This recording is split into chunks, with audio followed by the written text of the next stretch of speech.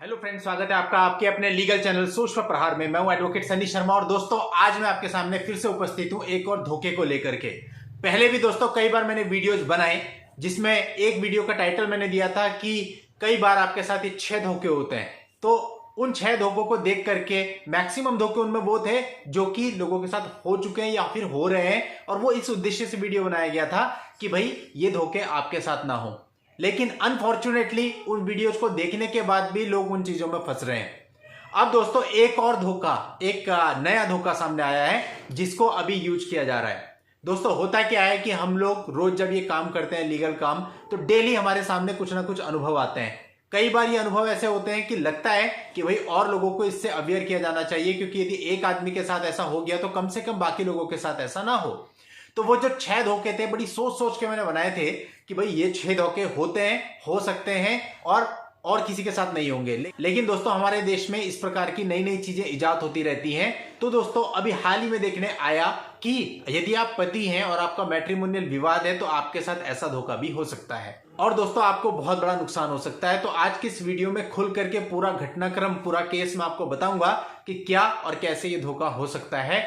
Video में आखिर तक बने रहिएगा। चैनल को अभी तक सब्सक्राइब नहीं किया है तो चैनल को सब्सक्राइब करके नोटिफिकेशन बेल पर जरूर क्लिक कर लें, क्योंकि मैं इस चैनल पर इस तरह की वीडियोज आपके लिए लेकर के आता रहता हूं। तो चलिए दोस्तों पूरे मामले को समझते हैं। दोस्तों एक क्लाइंट थे हमारे, उनका मामला हमारे पास चल रहा था। 498A उनके ऊपर दर्ज हुआ था और 498A की क्वेश्चन के लिए वो हाई कोर्ट में गए। अब दोस्तों हाई कोर्ट में आदमी इसलिए जाता है इनिशियली कि उसको स्टे मिल जाए और उसकी अरेस्टिंग ना हो। स्टे मिल भी गया, लेकिन दोस्तों हाई कोर्ट में क्वेश्चन के टाइम पर जो फाइल होती है वो मीडिएशन के लिए लगाई जाती है, जैसे कि आप में से अधिकतर लोगों को पता होगा जो भी क्वेश्चन के लिए गए हैं। अब दोस्तों देखिए, जब मीडिएशन के लिए आप जाते हैं तो वहां पर दूसरी पार्टी को भी बुलाया जाता है।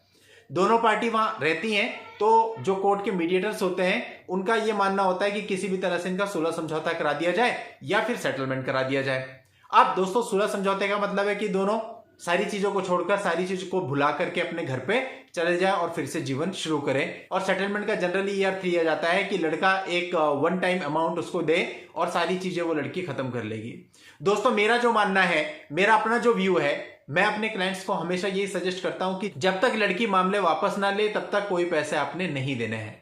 लेकिन दोस्तों फिर भी इतना सब समझाने के बाद, इतनी वीडियोज के बाद भी कुछ लोग गलतियां कर जाते हैं। अब इस मामले में दोस्तों हुआ क्या कि मीडिएशन में वो जब दोनों पार्टीज आई तो वहां पर ये तय हुआ कि ये सेटलमेंट की तरफ मामला जाएगा और एक पर्टिकुलर अमाउंट पर उनका सेटलमेंट बन गया कि जो पति है वो लगभग 40 लाख रुपए पत्नी को देगा और इसका सेटलमेंट हो जाएगा, और पति ने हामी भर दी। और दोस्तों मुझे इस संबंध में कुछ भी नहीं पता था कि ऐसा कुछ हुआ है। एक दिन ऐसे ही कोइंसिडेंटली उनका क्लाइंट का किसी और काम के लिए मुझे फोन आया और मैंने उनसे कहा कि उसमें बेल करानी है तो करा लेते हैं, काफी टाइम हो गया। तब उन्होंने कहा कि सर ऐसा है, हमारा तो मीडिएशन में जो है बन चुका है, मामला खत्म हो चुका है और इनफैक्ट मैं 10 लाख रुपए पे भी कर चुका हूं। तब मेरी जानकारी में ये बात आई कि एक्चुअल में वो 10 लाख रुपए पे कर चुके हैं। मुझे पता था ये गलत है, लेकिन उसके बाद कह करके कोई फायदा नहीं था, तो इसलिए उन्हें मैंने कुछ नहीं कहा। मीडिएशन में वो 10 लाख रुपए दे चुके थे और दोस्तों उन्होंने कहा कि नहीं मुझे तो देने ही थे। मैंने ठीक है, जब आदमी खुद खुश है दे करके तो कोई प्रॉब्लम नहीं है। लेकिन दोस्तों प्रॉब्लम अब आई जब 2 दिन पहले उनका मुझे कॉल आया। उन्होंने कहा सर मेरे साथ धोखा हो गया। बोला कैसे धोखा हो गया?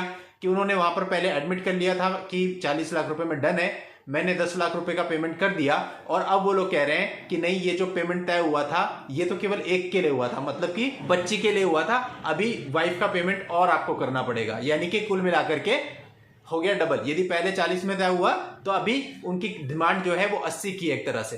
क्यों? क्योंकि आपने दिया, आपने हामी भरी 40 पे। कितने वीडियोज बनाए, अगर आप 30 बोलेंगे तो वो 50 कहेंगे, ठीक है।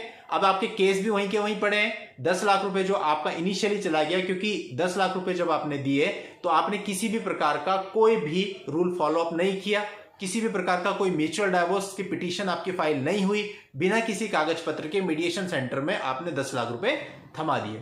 तो हुआ क्या कि वो 10 लाख रुपए आपके वेस्ट हो गए।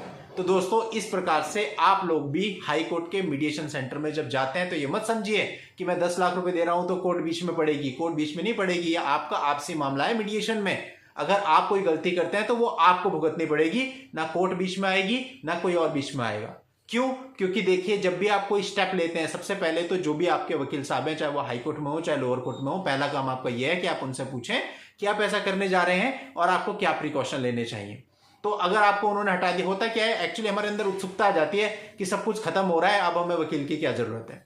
तो जब आप इस तरह की टेक्नोलॉजी पे चलते हैं तो इस प्रकार की चीजें फिर होती हैं। वैसे तो दोस्तों इसके लिए भी मैंने कई सारे वीडियोस बनाए हुए थे पहले, लेकिन फिर भी गलती हो गई। तो ऐसा किसी के भी साथ हो सकता है। अगर आप हाई कोर्ट की मीडिएशन में, तो आप ये मत समझिए कि कोर्ट आपके पैसे को सेव कर लेगी या फिर आपका पीछा छुड़ाएगी। अब देखिए, केस भी वहीं के वहीं पड़े हैं जैसे थे, और पैसा भी चला गया और अब डिमांड भी डबल हो गई। क्या मिला?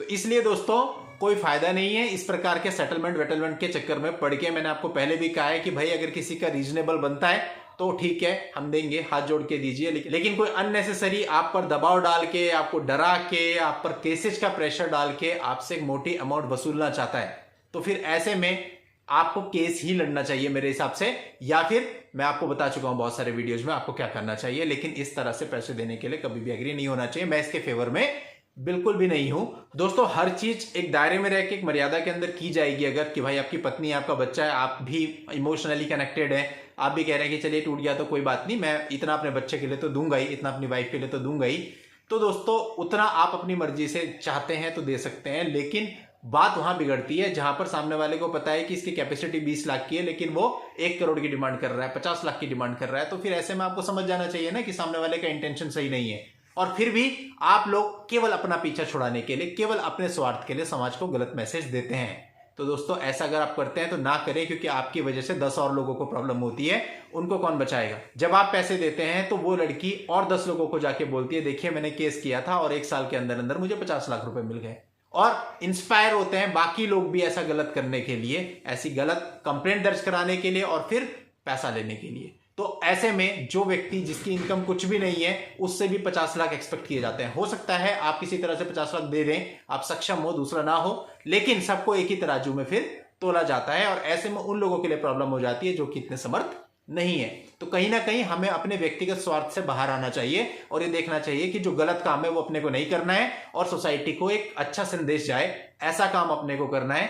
अपने आप तो निकलना ही है कि इससे बाहर अपना भी बचाव है। अगर आप पैसे नहीं दे रहे हैं इस तरह से, एक प्रॉपर लीगल वे में जाके ही पैसे देते हैं, तो आपका अपना खुद का भी बचाव है, और साथ ही समाज को भी कोई गलत मैसेज नहीं जाता, और लोग भी इंस्पायर नहीं होते गलत करने के लिए। तो चलो दोस्तों, आज के इस वीडियो में बस इतना ही। नेक्स्ट वीडियो में नई लीगल जानकारी के साथ, और अगर ऐसा कोई प्रिकॉशन आपके लिए ला पाया तो जरूर लाऊंगा, और फ्यूचर में कभी ऐसा और एक्सपीरियंस सामने आता है तो जरूर आप लोगों के साथ शेयर करूंगा। तब तक के लिए goodbye and thank you for watching. Take care.